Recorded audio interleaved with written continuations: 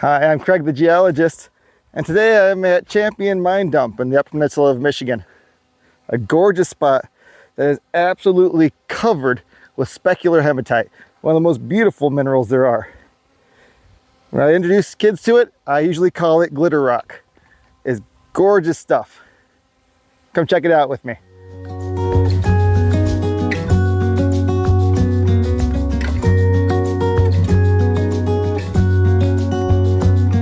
The Champion tailings pile is located in Champion, Michigan. That's between Marquette and Houghton. And that's an important distinction because the UP has two Champion mines, two very different locations, two very different kinds of rock. Now I won't give you the directions of this location because it's a little bit complicated, but if you just type Champion's tailings pile or Champion mine dump into Google Maps, it'll give you directions right to where we're parked here.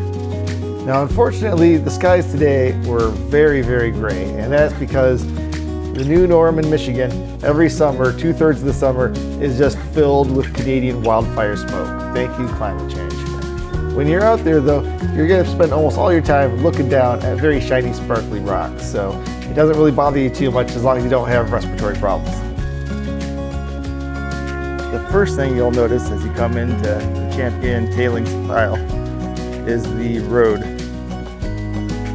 Now, I don't know if it's being captured here, and unfortunately, the new normal in Michigan due to climate change is that every summer Canada catches on fire and we get smoked out gray skies for 3 months. But if you're out here on a sunny day, this road sparkles the most brilliant silver. It's like driving down a river of silver. It's just absolutely amazing. It is composed entirely of crushed up specular hematite. And you know what? I just couldn't let that stand. I needed to show you guys what this place looked like in sunlight. So 2 weeks later, I returned when the Canadian wildfire smoke was gone. It was somebody else's problem at the time, and we had beautiful sunny skies. And this is what the road in looks like. It is just a glittering, sparkling sea of silver, river of silver, really.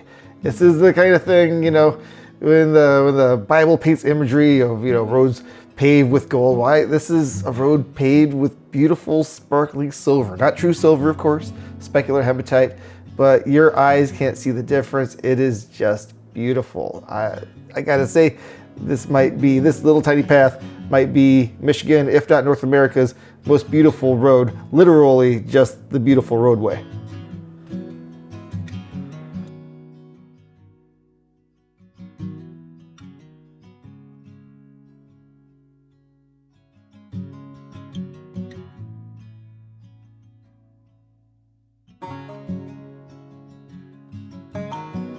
The beautiful road in leads to a small parking area. From there, it's just a couple of feet really to the mine dump. In fact, the parking area is actually on top of the mine dump. You might not notice it, but it's just a graded flat surface of mine dump that you're parked on top of. And then the rough stuff is just a 30-second walk away. As you can see, they built this mine dump by heaving the rocks off the edge of a very steep hill, if not a cliff, and just extending that hill or cliff outward with the mine dump.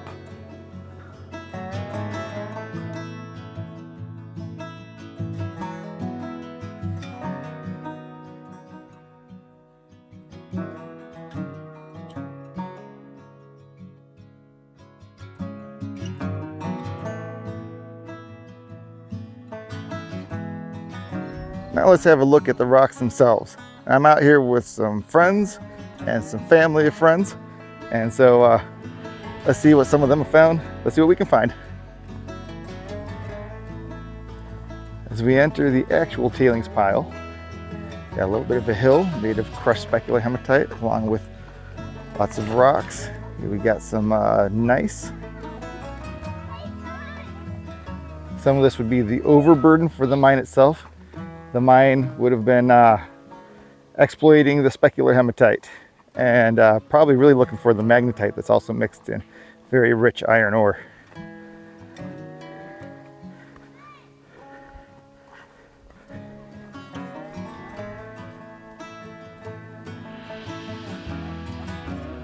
I've got my family over here. Have you guys found anything interesting?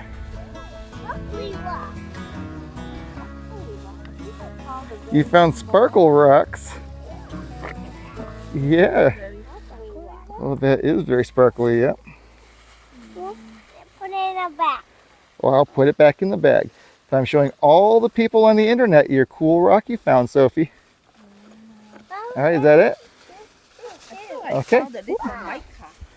All right.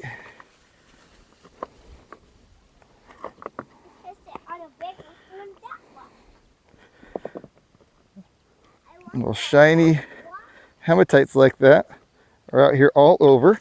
Some are shinier than others, so it becomes a personal goal to come out here and try to find the shiniest ones you can. In a world of sparkles, your goal is to find the sparkliest rocks you can find.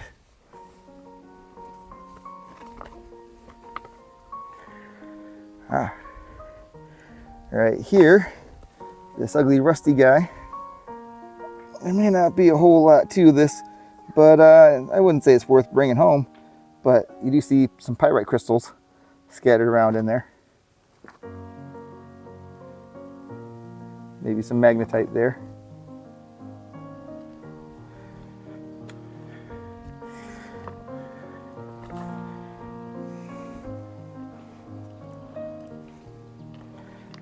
Oh, this here is a very schisty piece. You can see all that layering in there.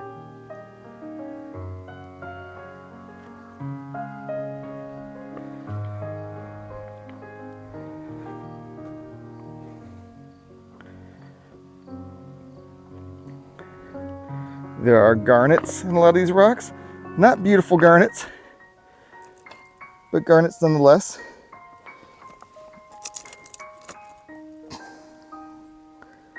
These are garnets or chloratized garnets. That is, they would have been garnets at one point if they're not garnets now. Nearby is an area famous for its black diamonds, is what they're called. And what they actually are chloratized garnets, huge garnets, fist-sized garnets that were metamorphosed and turned to worthless black chlorite. But they're still very interesting to look at.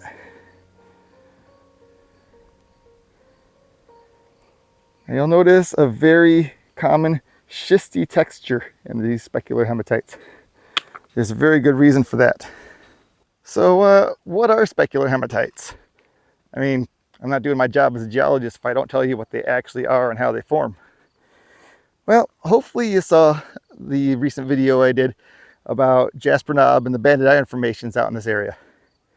Well, those banded iron formations extend quite a bit. They go hundreds of miles, then they stop due to ancient rifting, and then they continue back up on the in the iron ranges of Minnesota. But here, there was some additional mountain building, and they got buried deeply and squished and squeezed, and they underwent metamorphism. Another word for specular hematite is ironstone schist. Schist is a metamorphic rock. If you don't already know that, you should be watching more of my channel. And yeah, when a banded iron formation undergoes metamorphism, you get layered ironstone, an ironstone schist. So I knew a guy who got in a big argument at a rock club. He said, "This is specular hematite." The other guy said, "This is an ironstone schist." And specular hematite. It's an ironstone schist. Look, I know what a specular hematite is. That's specular hematite. The guy's like, "I have 40 years of geology experience. I know what an ironstone schist is. That's an ironstone schist." And they were both saying the exact same thing. So yeah, a metamorphosed ironstone. It's basically, you get micas. They're biotites and muscovites that are just super fortified with iron, and the hematite gets laid flat with them. And I think some folks out here with me have already found a few pieces that are just gorgeous showing that. I hope they're still carrying them with them. All right, Joey. Joey, I need your muscles over here because I saw something underneath that rock. Can you lift that rock up for me? Oh, I see something. Come on. Oh, wait. Oh, I found. What did you find? It is something. Will, can you help us lift up this rock? We need You know what? more Just power. tilt it over. I saw Joey lift it most of the way up. Oh, wait. Now we gotta lift it up like this. Well, don't get your fingers under it. All right, don't worry about it, guys. There's plenty of other rocks out here. What do you see after it? Oh, there's just a very shiny one underneath it.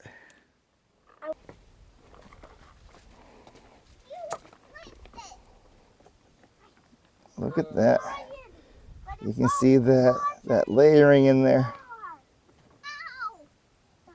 Absolutely beautiful. And kids, be careful. Don't get your foot caught underneath it. My goodness. I don't want anyone getting broken toes.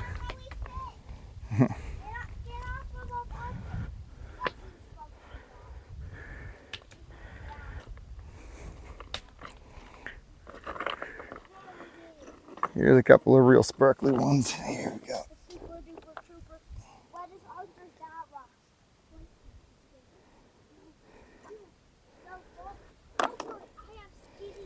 Oh yeah. These are the ones that are great to collect and give to kids in your elementary school.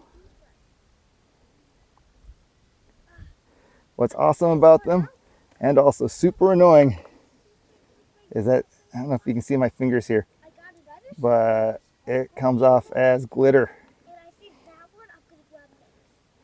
It gets glitter everywhere. So make sure that if you're collecting these, you're placing them into plastic shopping bags. Fun fact about these glitter rocks. My first time coming out to this site, well, that was 25 years ago. 26 years ago, maybe. Whew. Well, I came out here and I was amazed by these rocks. And I just had my backpack that I used for class. I was a college freshman at Michigan Tech. And so I got excited about it and I loaded my backpack up with those glitter rocks. Well, that glitter got absolutely everywhere in that bag. And after I got back to my dorm, I tried emptying it out. Still glitter everywhere. Brushing it out, shaking it out, nothing. Took it into the showers, washed it out, nothing. I must have washed that bag 7 or 8 times. Still had glitter in it. And for the next 4 years, every assignment I turned in looked like it was turned in by an 11-year-old girl dusting everything with glitter. I have to imagine I had a nickname like Sparkles among the professors or something, because I swear every assignment, every notebook, everything had silver sparkles on it, thanks to the specular hematite that was now a permanent part of my bag. The glitter queen struck again. Never hire. Craig McLaren. So here's what you're typically finding out there by the bucket load. This is that beautiful, shiny specular hematite. I think in a lot of this video, the shininess wasn't really coming through because it was such a gray, cloudy day, but it really catches the light. Here are a couple more pieces. It's beautiful stuff. However, take a look at my fingers already. Just holding those couple of pieces and it's done that to my fingers. So I always store these things in garbage bags, little plastic bags from the grocery store or something, because glitter will get on absolutely everything those rocks touch. Here's an interesting piece. It is mostly magnetite. It's been sitting out and collecting dust for a while, so you might find some unprofessional looking dust fuzzies on there. But you can still see some of the relic banding in there. You can see the layering, because it did start out as a banded iron formation before it was metamorphosed. And so you're seeing those bands in there still. This is extremely heavy, and that's because it's mostly magnetite with quartz in between. Got a little bit of rust over here. Might be associated with some pyrite. I'm seeing some little gold flecks over here, so maybe some trace pyrite or marcasite on there that was corroding. And over here you're seeing broken magnetite crystals. Now this is an unusually good piece because it has a lot of, well, here you see a lot of biotite micas. It might just be highly fortified with iron. Might be more accurately called specular hematite, but there is some actual black biotite mica here for sure. You can see that's more metallic looking in here than this piece is here. It's all shiny, but the metallic ones have just a little bit of a different look, maybe a little iridescence to them.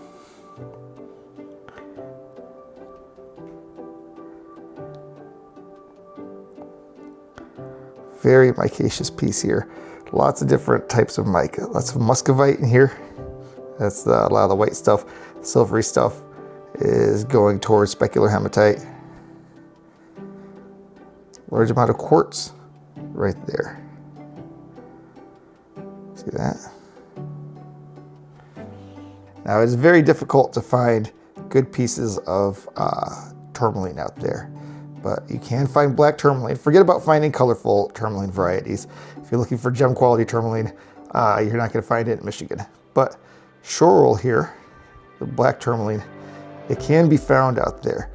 Now, someone found a much larger rock than this, loaded with tourmaline before I ever got there, and decided to go at it with a giant sledgehammer and just smash it to smithereens. So I picked up some of the larger pieces that had survived the smashing, and this is what I left with here. Isn't that beautiful? There's a larger piece here from the same section. You can see the tourmaline running all throughout this.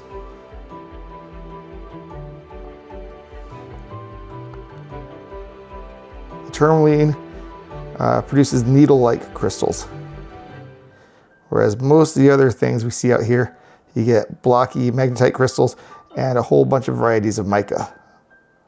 So anything that is black and needly, you know that's tourmaline. It's often associated with quartz. You can see it's not all necessarily within the quartz, but there is tourmalated quartz here. There's a section here that looks like it's independent of the quartz. If we come over here, oh wow. There's a lot of quartz here, and the tourmaline runs all throughout it. You see that the tourmaline starts at the edges and runs up through the quartz. This is what we call tourmalated quartz. That's just quartz with tourmaline running all throughout it.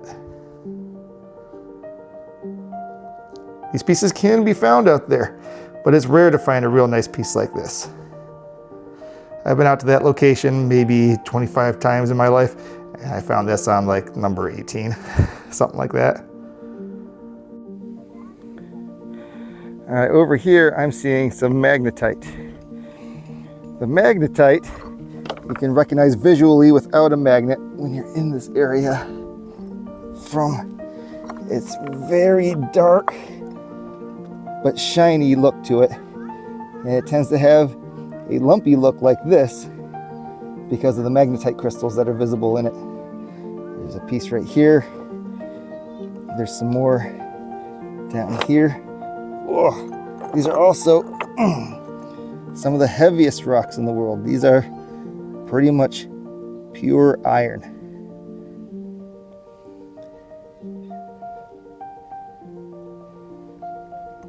It's worth noting that one tool I didn't bring out with me this day was a magnet. Some people bring a magnet on a string. This is just a whole big bunch of rare earth magnets that I keep in a big stack like this. Stacking them doesn't really do anything. It's just the way I store them. Hematite will not attract a magnet. And to prove that, I've got this beautiful piece of banded iron formation here. And here's another piece of banded iron formation. Now, iron is magnetic, right? Well, hematite is not. This might be very weakly magnetic. It's a tiny bit of a pull, but it's not really doing anything. Here we go, got a little pull on that one.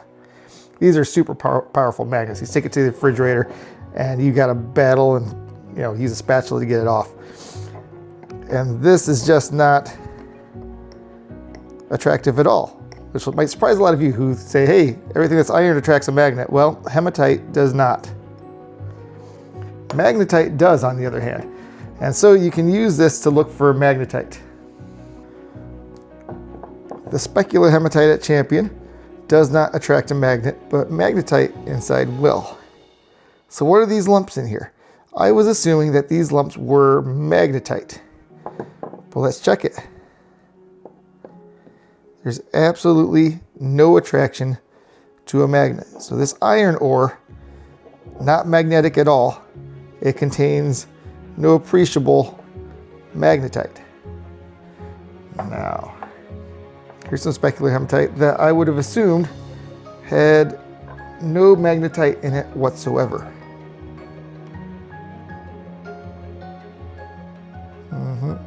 A little bit, not a lot, but you can see there, definitely attracted. How about this guy? Whoa, this guy's got a lot of magnetite in it. In fact, I'm picking it right up off of the tabletop. So you can't see the magnetite in it, but those lumps in there, that's definitely magnetite. Yep, I'll just remove that. This guy is lumpy. I assumed he was full of little garnets. Nope, he's full of magnetite also. Can't quite pick him up. I guess he's a little bit too big for that. But a lot of magnetite in that. And how about this guy? This guy is heavy, heavy, heavy. So that tells me it's got to be magnetite in there. Let's find out. Yep, that is definitely magnetite.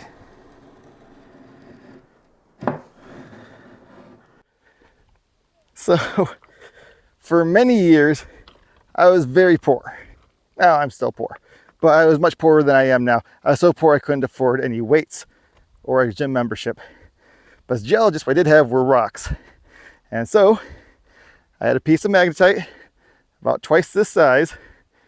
I don't know how much it weighed, but I'm guessing maybe 30, 40 pounds. And those were my weights. I would, here, 1, 2, 3. Hey, you know what? Why pay a lot of money for shaped iron to lift weights when you can get natural iron and do the same thing for free? That was what I figured.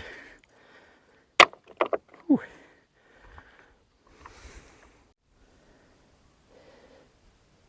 Here's a rock that has a lot of muscovite scattered across it.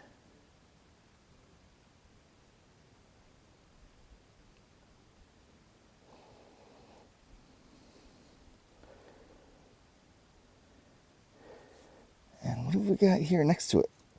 Oh, isn't that cool? That's all brecciated. It's all broken up in there. You can see those bands, the layering. It was all shattered during the metamorphism, whatever mountain building event happened out here to turn this ironstone into an ironstone schist. Shattered some of these rocks.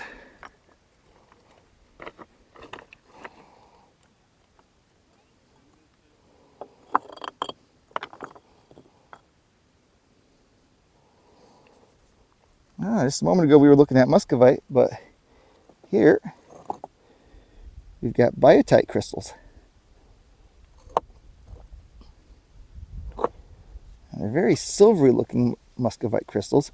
Well, they do certainly have a black look to them, but they're kind of a silvery black. So it's bordering on specular hematite. It's definitely iron fortified muscovite. Sorry, iron fortified biotite. And what's this guy here?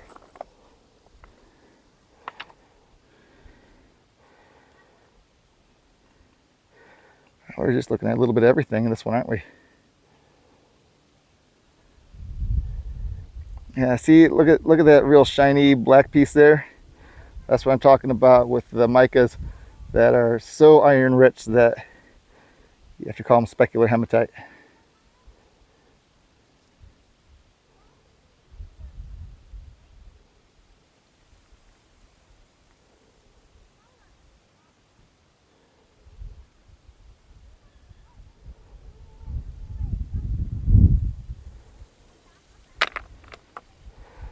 Oh, and underneath it, that super silvery specular hematite.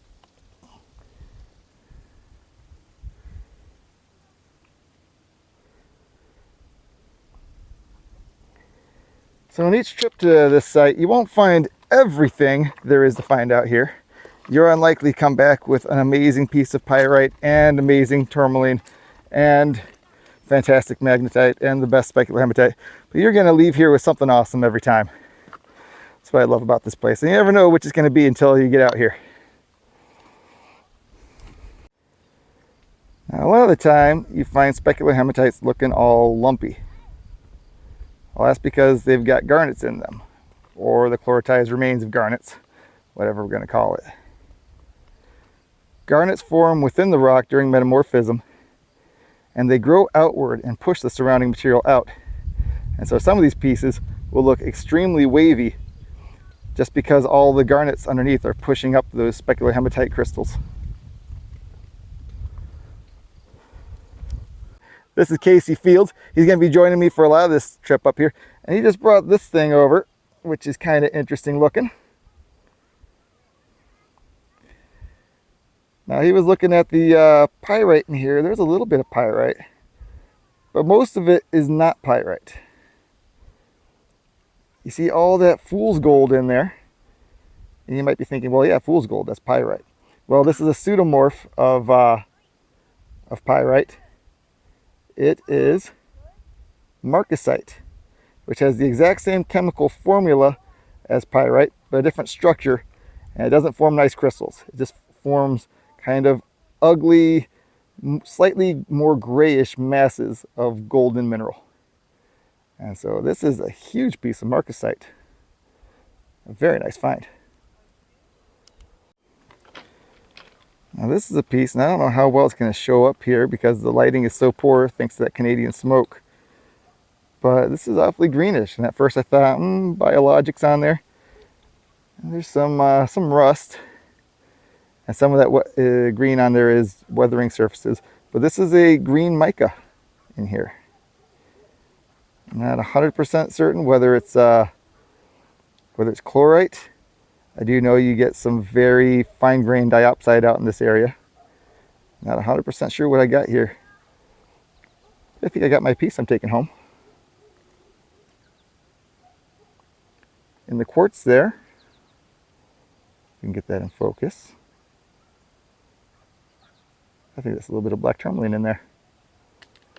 Sometimes you can find huge pieces of black tourmaline. Usually, not very much. Casey just showed me this. This is a very nice piece of schist. This is not an ironstone schist. Here's a second piece of the same thing. Now, this is not an ironstone schist. It's very lightweight, very light colored. I would say it's mostly composed of muscovite and a little bit of chlorite, possibly a little talc based on the feel it has. But yeah, this is pure schist. Found a real piece of schist here, Casey.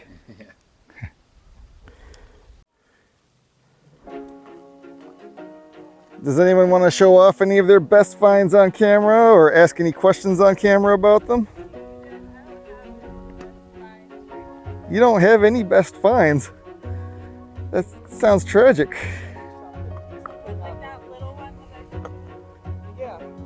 I mean, if it truly sucks, I won't put it online, but you know. Well, the banding on that's really nice. Yeah, I just liked it. Yeah, no, that's a perfectly nice piece. I love the layering in that. That's beautiful. And Casey was noticing earlier that the layering is very discontinuous in these. They are what we call brecciated. They were just really broken up and shattered. Cool. Yeah. Oh, that's a nice piece. That's not something to be ashamed of. Okay, so mica, right? Yes, yes. But That's what are like the sheety? What's the black sheet looking? yeah. So these ironstone schists, these specular hematites, have a lot of muscovite in them. You also find a lot of biotite in them. But those micas also become fortified in the iron that was in these ironstones. And that's a big sheet of the specular hematite there. Oh, neat. And so that's basically an iron mica you're seeing coming out right there. Neat. I was hoping to show everybody a piece of that. So thank you for thank you for bringing that out. Awesome. Ooh. What do we got here? You're catching my eye. Oh wow. That's just a whole lot of shiny muscovite mica.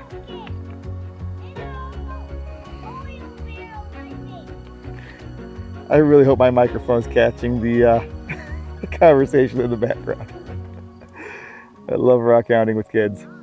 And of course, mine dumps like this are also used as garbage dumps by the locals. So there's all sorts of hazardous materials to be found out here. Daddy, we found part of a broken shoe. Oh my goodness. All right, kids. Show me what you discovered over here. Probably a broken house because there's a ripped blanket. Yeah, well, And you're on top of a sofa for sure. And a bunch of plywood. probably a sofa. I think that might be part of his sword. Can you do me a favor and not get tetanus while you're over there? Don't pick anything up that's got nails or anything in it, all right? Hey, bud. I'll be extra cautious. All right, good, good, good. Also, I found a broken door. Okay.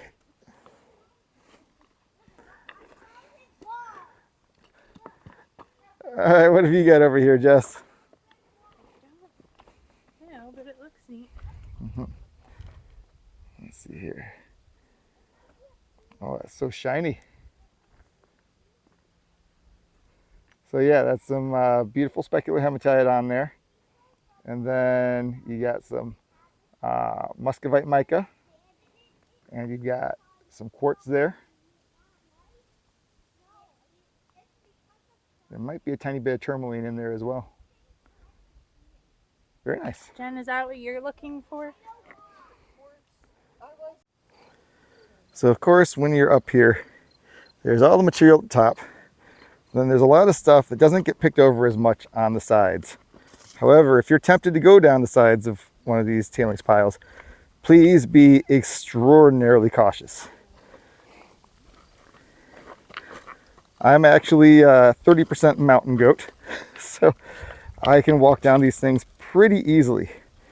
But it is so easy to slip and fall.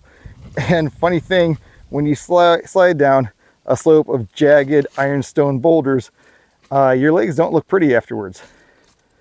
So please always exercise extreme caution. Long pants are a good idea. Shin pads, knee pads, those are a good idea. And if you're uncertain at all about your footing, just stay off the slopes. Oh, goodness. Is that a bird over here just resting?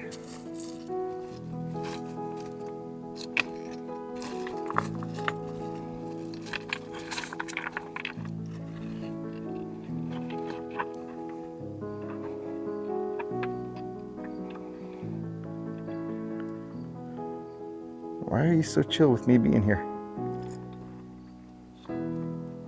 Or do you think you're camouflage? If I keep walking past you, will you stay still?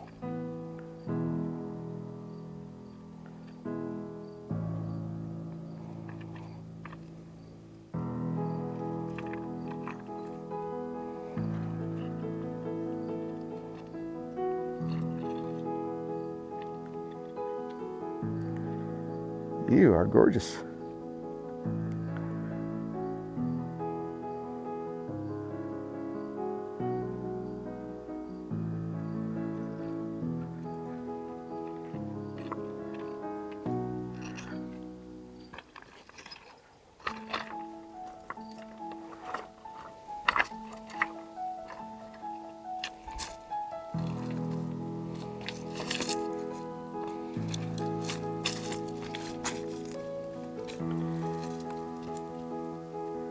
Take a look at the brecciation on that beauty.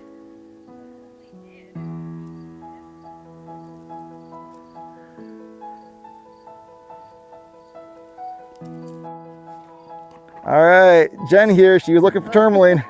Hi. And what did she find?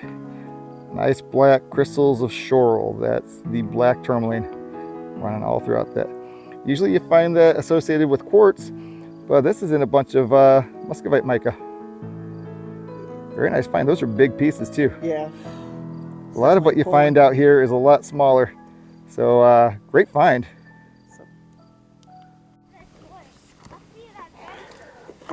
That's a beautiful schisty piece here.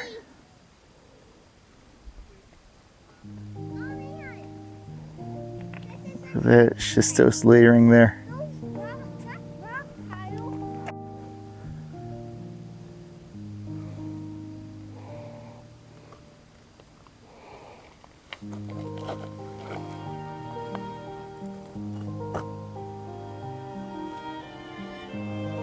That's that kind of bubbly texture you get on some of these as the garnets push up the specular hematite micas.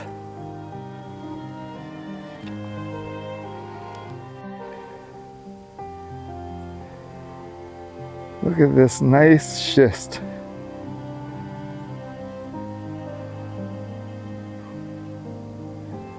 The layering in that is fantastic.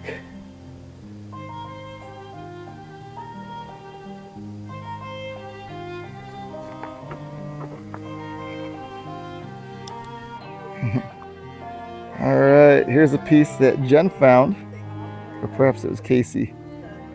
If the lighting was better, you would see, in addition to the green, all sorts of red garnet running through that. It's a beautiful piece, absolutely loaded with red garnet, and the green is probably chlorite mica.